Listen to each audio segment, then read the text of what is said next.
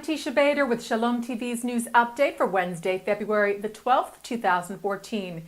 European Parliament President Martin Schulz addressed Israel's Knesset today in a speech that for the most part was supportive of Israel. In his address, Schulz, who was born in Germany and gave his speech in German, addressed the responsibility that his homeland bears for the Holocaust, and that it is their duty to honor the oath of never again. He also spoke about Europe's efforts to combat present-day anti-Semitism and its support for Israel, saying we defend the right of Israel to exist and for the Jewish people to live in security and peace. He said Israel is the hope of a people to live freely in its homeland. It is hope turned reality, a dream of humanity. On the subject of Iran, Schulz said that a nuclear-armed Iran was not only a threat to Israel, but to the entire world. He also addressed the peace negotiations with the Palestinians and his support for a two-state solution. It was during remarks on this topic that Schulz also made some controversial statements about the treatment and economic conditions of the Palestinians, which caused several Knesset members to walk out of the Parliament Hall. The EP president said the, quote, siege in Gaza leads to hard economic conditions that do not allow growth, alleging that Palestinians get less water allocated to them than Israelis. Israel's Trade Minister Naftali Bennett instructed his Beit HaYehudi party members to quietly walk out of the Knesset after hearing those comments. Bennett told the Jerusalem Post after the walkout that the claim about the water was a total lie. He said of Schulz when he said Palestinians get 17 liters of water for every 70 that Israelis get, it was a total lie, it's preposterous. In response to the allegations, Water Authority spokesman Uri Shor said that Schulz's figures were wrong. Bennett later demanded that Schulz, quote, take back his lies and called on Israeli Prime Minister Benjamin Netanyahu to make the same demand. The Jerusalem Post reports that Netanyahu did refer to Schulz's claims regarding water supply discrepancy between Israel and the Palestinians after Schulz's Knesset speech today, saying that his claims were inaccurate. The Prime Minister said Schulz, quote, suffers from the same selective listening as many Europeans, adding that even the Palestinian Water Authority says the discrepancy is much smaller than what Schulz claimed.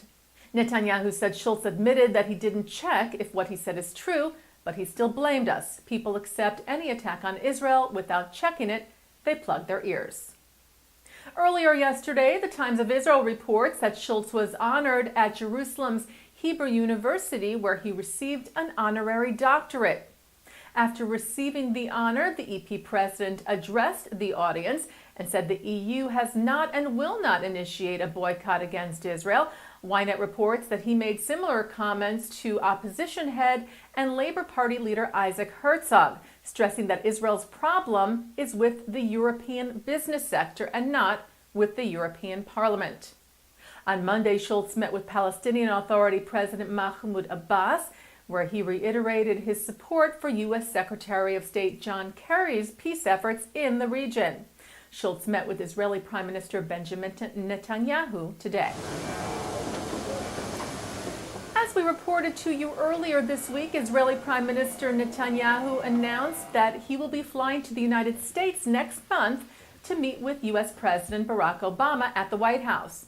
Today, the White House released an official statement on the visit, which it said will occur on Monday, March the 3rd.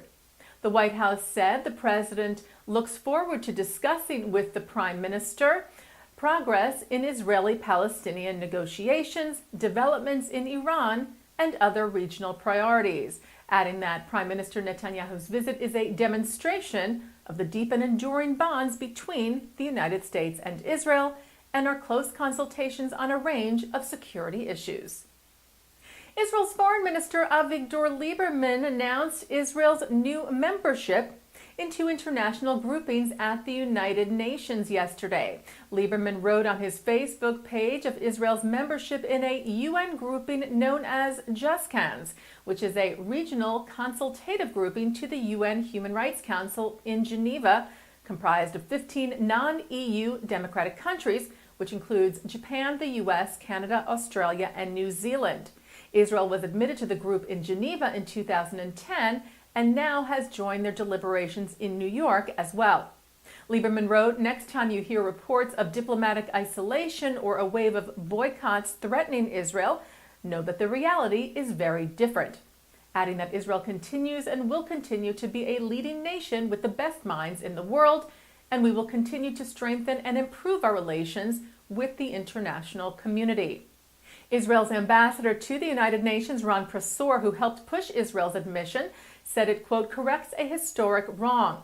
Prosor said Israel's admission to the group is another manifestation of the international respect for Israel democracy.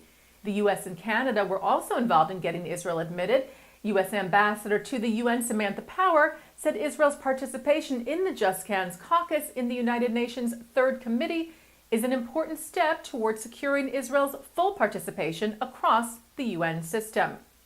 The American Jewish Committee thanked Ambassador Power, as well as her counterpart, the Canadian Ambassador Guillermo Ryshinsky, for what they said was a long overdue breakthrough.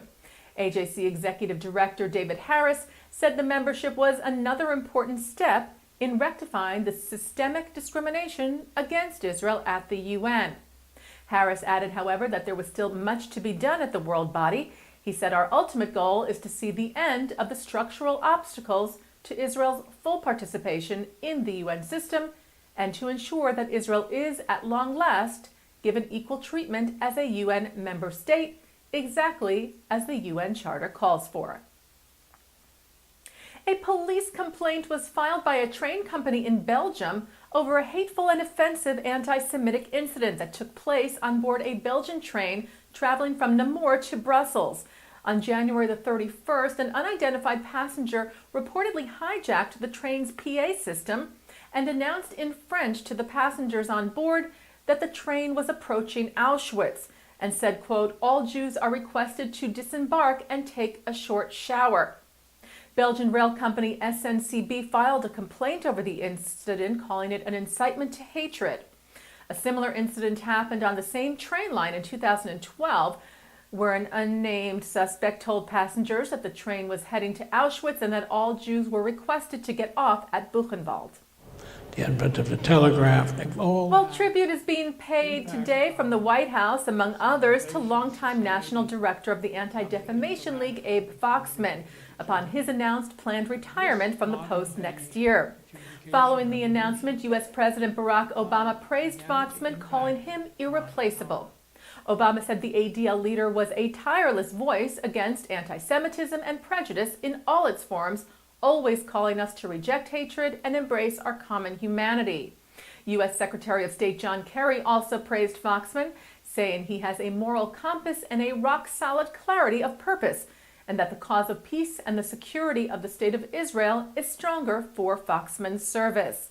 As we reported to you yesterday, Foxman announced that he will step down as the League's national director next year in July of 2015.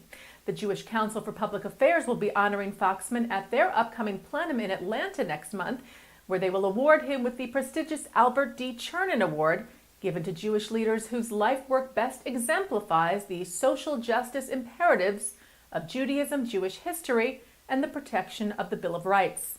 The JCPA said there are few who have embodied those traits as passionately and successfully as Abe Foxman. And turning to our Shalom TV programming for tonight, Wednesday, February the 12th at 8 o'clock, Shalom Center President Daniel Polisar speaks at the Jewish Center of Teaneck on the positive mentality of Israelis in the face of pressure. And then at 9 o'clock, national CBS News correspondent Dan Raviv joins Mark Golub on L'chaim to talk about some of Israel's most dramatic intelligence operations and offering perspective on the Jonathan Pollard case based on his book, Spies Against Armageddon. That's tonight here on Shalom TV and shalomtv.com. And that's Shalom TV's news update for Wednesday, February the 12th, 2014. I'm Teisha Bader.